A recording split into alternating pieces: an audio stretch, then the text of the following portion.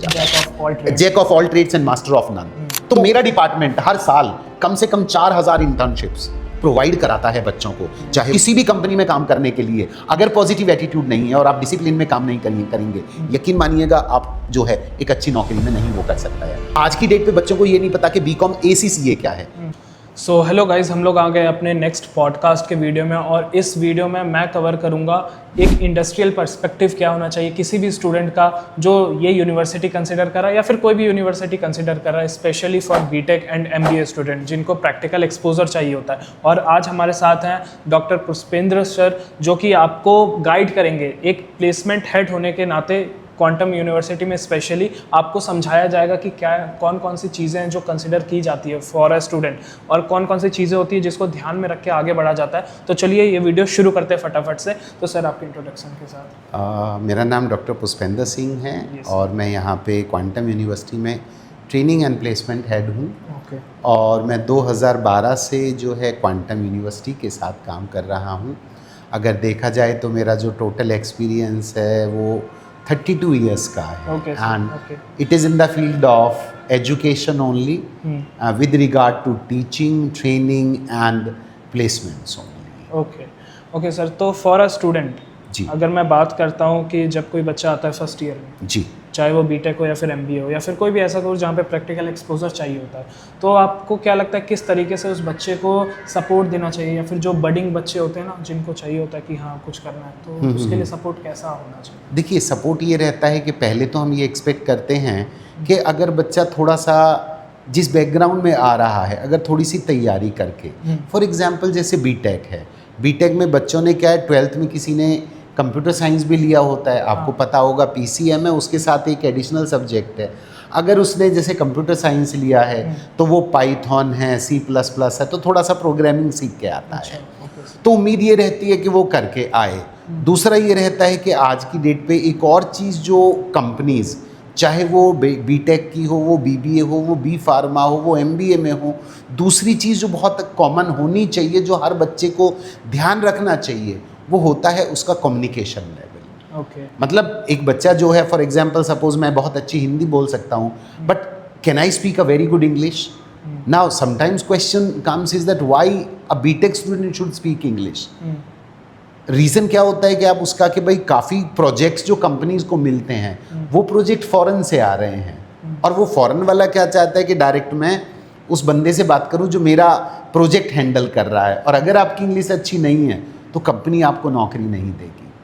तो मुझे जो सेट चाहिए वो ये है कि एक गुड कम्युनिकेशन इन इंग्लिश, उसके बाद मेरी जो टेक्नोलॉजिकल एडवांसमेंट है वो जितना स्ट्रॉन्ग होगा आज की डेट पे वो ज़रूरी है। खाली AI की भी मैं बात करूं तो AI खाली कंप्यूटर साइंस में नहीं है, वो हेल्थ साइंस में भी है, ठीक है, वो आपका फाइनेंस में भी आ रहा है, वो मैनेजमेंट में भी है। तो हर एक बच्चे को उसके बारे में नॉलेज होनी ही चाहिए। ठीक है सर, आपने AI का मुद्दा उठा ही दिया है तो इस पे भी बात कर लेते हैं कि like how you think that AI is going to कुछ बोलते हैं कि डिस्टर्ब कर रहा है इंडस्ट्री को, कुछ बोलते हैं कि हेल्प कर रहा है जो लाइक माइंडेड पीपल है उनकी। तो आपको क्या लगता है, how is AI changing the life of a student, specially for those who are considering themselves to get placed in big MNCs, और it can be any company?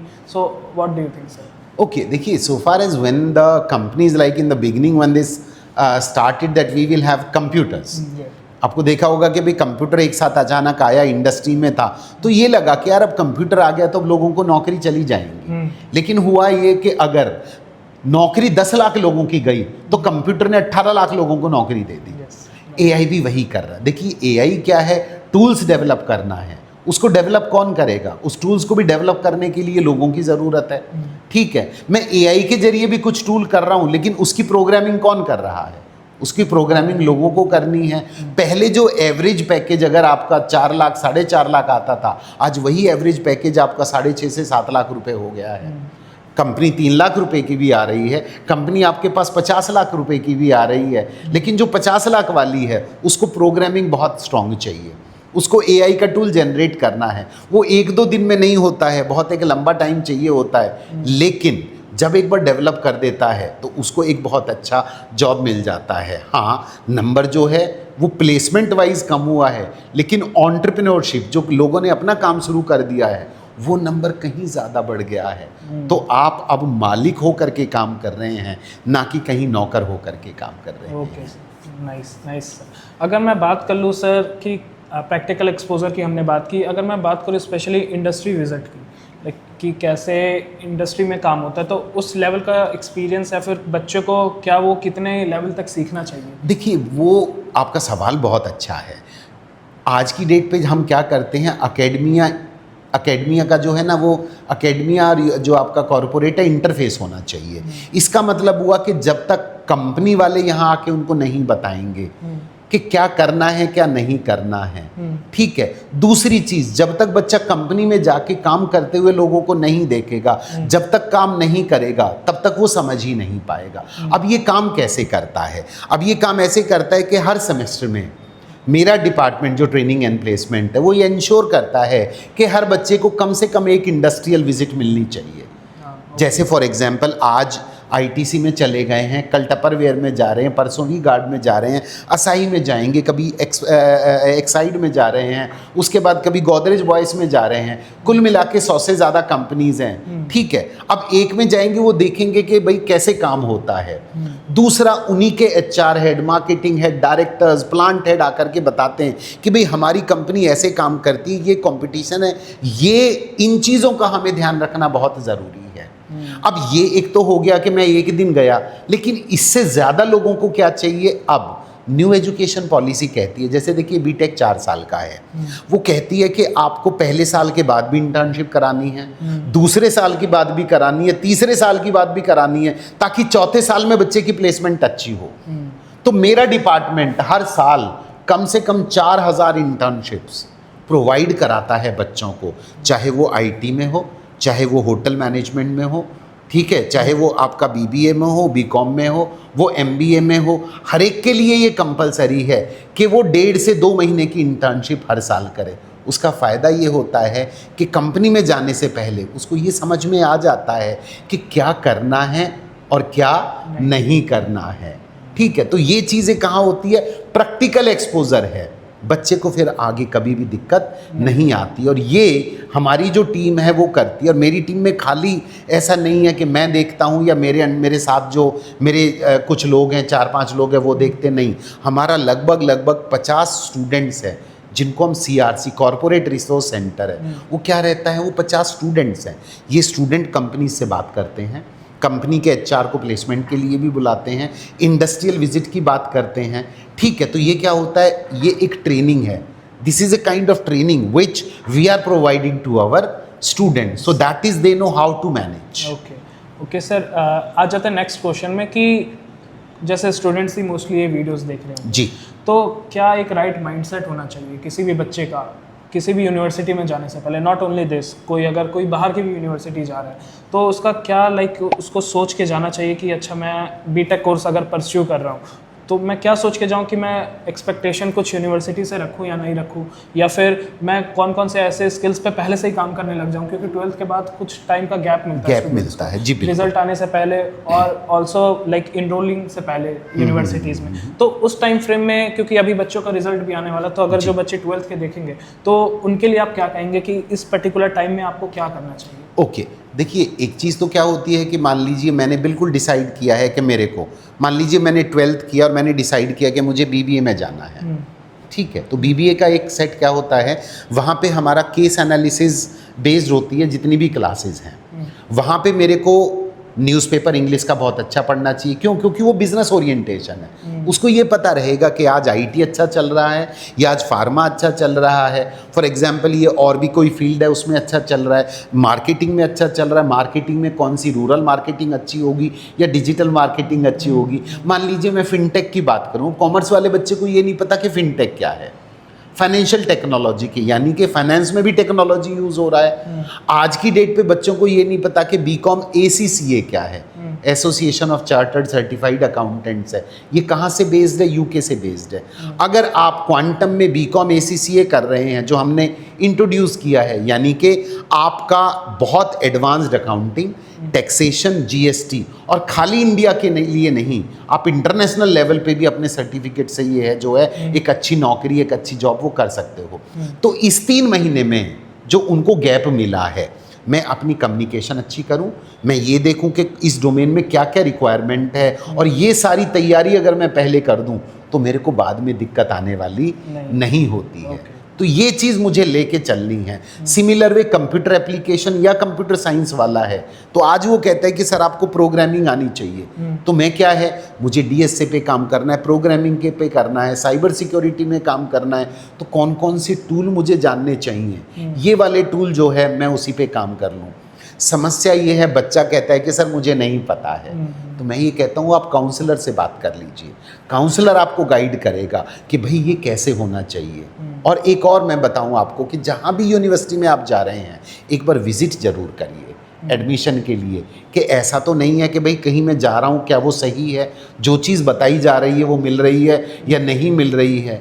और मेरे यहाँ जो बच्चा आता है वो ये कहता है सर जो बताया था मैं उससे कहीं ज़्यादा मिल रहा है, ये एडवांटेज क्वांटम का है। ओके सर, अब मैं नेक्स्ट क्वेश्चन की बात करता हूँ कि आपको क्या लगता है जो प्लेसमेंट ट्रेंड्स आपने जब इस यूनिवर्सिटी में आप आए थे अराउंड 2012, वहाँ पे जो प्लेसमेंट ट्रेंड्स थे जी, और आज के 2026 के जो प्लेसमेंट ट्रेंड्स है उसमें कितना डिफरेंस आ चुका है? ओके देखिए, आज की जो, अगर मैं 2012 में जब मैंने क्वांटम ज्वाइन किया था, अगर मैं प्लेसमेंट की बात करूँ, number of there were very limited number of companies, right. Industrialisation इतना हमारा वो नहीं था। आज क्या हो रहा है कि इंडस्ट्रियलाइजेशन का बूम आ गया है, आज एक ग्लोबल वर्ल्ड बन गए हैं। इंडिया में अब इतनी कंपनीज फॉरेन से आ गई हैं, स्पेशली जब ये हमारा कोरोना के बाद लोगों ने कहा कि नहीं भाई चाइना से बंद करके हमें इंडिया में सेटअप करना है, तो अब क्या होना है कि वो उन कंपनी को माइंडसेट बटा बच्चों का पॉजिटिव चाहिए, ठीक है। तो बच्चा क्या कर रहा है कि नंबर आज की डेट पे जो एवरेज हमारी मान लीजिए उस टाइम 3 लाख रुपए की आती थी, आज हम उसको डबल से भी ज़्यादा हो गई है। लेकिन किसके लिए है वो उसके लिए है जिस बच्चे का कम्युनिकेशन अच्छा हो गया, टेक्नोलॉजी बहुत ओरिएंटेशन है। तीसरी चीज़ जो बच्चा मिस कर जाता है, पॉजिटिव एटीट्यूड रखना है और बच्चे को डिसिप्लिन ज़रूर रहना है। किसी भी कंपनी में काम करने के लिए अगर पॉजिटिव एटीट्यूड नहीं है और आप डिसिप्लिन में काम नहीं करेंगे, यकीन मानिएगा आप जो है एक अच्छी नौकरी में नहीं वो कर सकता है। आपका स्किल सेट नौकरी दिलवा सकता है, लेकिन आपका जो एटीट्यूड है वो ही डिसाइड करेगा कि आपकी ग्रोथ कितनी फास्ट है और आप कितने लंबे टाइम तक उस इंडस्ट्री में रुकते हैं। तो उस पर काम करना बहुत ज़रूरी है। ओके सर, एक और चीज़, जैसे मेजरली जो हमारी ऑडियंसेस है वो स्टूडेंट्स ही है, तो for a particular student who is interested in doing his और हर स्टार्टअप, एंटरप्रेन्योरशिप में इंटरेस्टेड है, तो क्या उसको सोच के चलना चाहिए? जब जैसे आजकल बहुत से आप देखते होंगे शार्क टैंक पे बहुत सारे 12 से 13 साल के भी बच्चे आते हैं, उनके माइंड में रहता है कि हाँ कुछ मुझे अर्ली स्टेज में करना है, तो अच्छा उनके लिए आप क्या कहना? देखिए है क्या कि क्वांटम में ना एक हमारा जेनेसिस उसमें है, वो इंक्यूबेशन सेंटर है। इंक्यूबेशन सेंटर का क्या मतलब है कि जो बच्चा एंटरप्रेन्योरशिप के उसमें जाना चाहता है, वहाँ पे हमारे जैसे उनके डायरेक्टर हैं जेनेसिस के, वो पूरा गाइड करेंगे कि भाई आपको कैसे चलना है, और उसको रजिस्टर्ड कंपनी कराने तक फाइनेंशियल सपोर्ट। जैसे क्वांटम है, जो भी बच्चे का एक अगर अच्छा वो लगता है, एक हमारा पूरा पैनल है उसके सामने किया और एक अच्छा वो लगा कि भाई ये आपका आइडिया बहुत अच्छा है, तो क्वांटम उसमें 50,000 से लेके 1.5 लाख रुपए तक का उनको फाइनेंशियल असिस्टेंस करता है। उसके बाद जब वो जाते हैं, जैसे एक बच्चे का है अभी, उसको लगभग गवर्नमेंट ऑफ उत्तराखंड से 7 लाख रुपीज़ का फंड जो हुआ है, हमारे ऑलरेडी 12 जो हैं वो कंपनी रजिस्टर्ड हो चुकी हैं थ्रू जेनेसिस।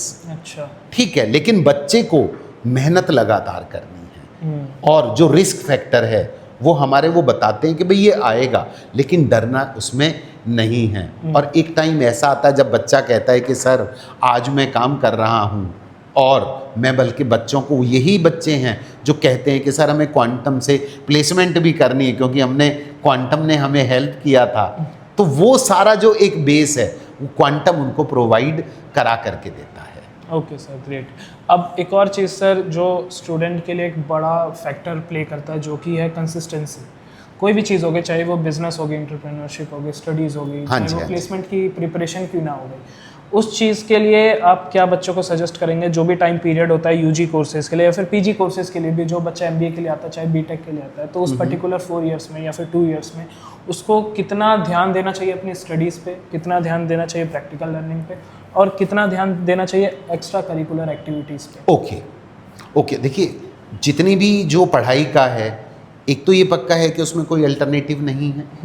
दूसरी चीज़ ये है कि जितना आप थ्योरी पे ध्यान देते हैं, आज का जो बच्चा है वो वैसे काफ़ी अवेकंड है, और दूसरा आज की जो रिक्वायरमेंट है वो ये कहती है कि टेक्नोलॉजी ओरिएंटेशन चाहिए उसको। तो मैं बच्चों को, हमारे यहाँ क्या होता है क्वांटम में, हर सेमेस्टर में बच्चे को 1 या 2 प्रोजेक्ट्स दिए जाते हैं, जो बच्चा उस प्रोजेक्ट पे दिन में कम से कम 2 से 3 घंटे काम करता है। और ये उसको बाद में जो है ना, जब वो प्रैक्टिकल एक्सपोजर पे जाता है, जॉब के लिए जाता है, अपने काम के लिए एंटरप्रेन्योरशिप पे जाता है, वहाँ जा कर के उसको बहुत जो है वो काम आता है। देखिए खाली पढ़ाई थ्योरेटिकल, नॉर्मली अभी तक हमारा ट्रेंड क्या था, 1 वे ट्रैफिक चलता था कि टीचर पढ़ा रहा है, बच्चा पढ़ रहा है, पेपर दे दिया, पास हो गया। नहीं, वो अब डल माइंड सेट नहीं चलता है। अब तो ये है प्रैक्टिकल ओरिएंटेशन है।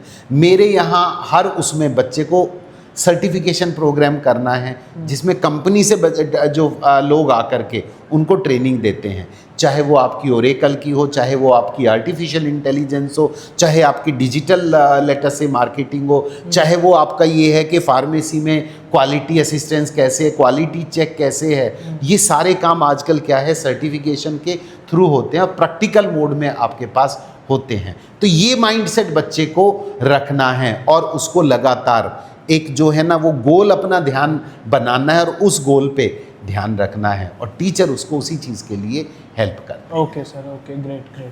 अब जैसे हमने तो इन जनरल सारे कोर्सेज़ की बात कर ली कि एक बच्चे को कैसे क्या परस्यू करना चाहिए, क्या क्या माइंडसेट वगैरह सारी चीज़ें रखनी चाहिए। पर अगर मैं बात कर लूँ स्पेसिफिकली, अगर एमबीए की अगर मैं बात करता हूँ, तो कौन कौन से डोमेन्स हैं जो अभी ट्रेंडिंग में, या फिर आप ऐसा समझते हैं कि लाइक नेक्स्ट 5 ईयर्स या 10 ईयर्स में इनका एक बहुत बड़ा स्कोप है मार्केट में स्पेसिफिकली, तो क्या आप ओके, देखिए अभी जो ट्रेंड चल रहा है वो 3 बड़े कॉमन थे, हैं, और वो हमेशा रहेंगे, HR, मार्केटिंग और फाइनेंस। ठीक है, ये एवरग्रीन थे और हैं और वो रहेंगे भी। उसके अलावा अब जैसे क्या आ गया है, सप्लाई चेन मैनेजमेंट है। ठीक है, supply chain means procuring, production, वहाँ से निकल के लॉजिस्टिक्स मैनेजमेंट, कैसे आपके पास वहाँ तक जो कस्टमर है वहाँ तक पहुँच रहा है। बहुत अच्छी जॉब्स सप्लाई चेन मैनेजमेंट की आ रही है। अभी आपने देखा कि अभी कुछ जैसे ये ईरान वगैरह का वो हुआ है, अब बच्चों को इंटरनेशनल बिजनेस में भी बहुत शौक है। इंटरनेशनल बिजनेस में क्या आ रहा है कि सर फॉरेन एक्सचेंज के बारे में पढ़ना है हमें, कैसे कमोडिटी ट्रेडिंग वगैरह का होता है। ये सारी चीज़ें आज की डेट पे बहुत ट्रेंडिंग हो गई हैं। ठीक है, उसके बाद एक और चीज़ जो आ रही है, that is business intelligence and analytics, कि भाई एनालिटिक्स कैसे है, उसमें आपके क्या हैं, कंप्यूटराइज्ड टूल्स हैं। आपको डेटा को एनालिसिस करना है, उसका रिजल्ट निकालना है और वो उसका फ़ायदा कंपनी को प्रोवाइड कराना है। मल्टीनेशनल कंपनीज जो हैं वो इसी चीज़ को देख रही हैं कि बच्चे की एनालिटिकल एबिलिटी कितनी है और उसको क्या AI टूल्स आते हैं जिससे वो मेरे को रिजल्ट ओरिएंटेशन कर सके। MBA में एक और चीज़ है, देखिए आपने ना बहुत स्ट्रॉन्ग कम्युनिकेशंस है और लोगों को हैंडल करना है। MBA के बिना वो पॉसिबल नहीं है। हमने कहा कि भाई ठीक है, you are master of none, ठीक है, लेकिन आपको नॉलेज सारे उसकी है, खाली एक डोमेन की नहीं है। फाइनेंस, सप्लाई चेन, कंप्यूटर्स वगैरह में, प्रोक्योरमेंट, ठीक है, सेल्स में कौन से एक्सपेंडिचर होंगे, इंटरनेशनल बिजनेस में, कंप्यूटर्स वगैरह में, आप सबका एक्सपर्ट बन जाते हैं, सबकी नॉलेज हो जाती है और आपके अंडर उसकी एक्सपर्टीज़ के लोग काम कर रहे हैं। काम कैसे कराना है, ये MBA के लिए एक अच्छा वो हो जाता है, jack of all trades and master of none. तो आपने वो चीज़ का बड़ा ध्यान रखना है और वो MBA के लिए पॉसिबल नहीं है।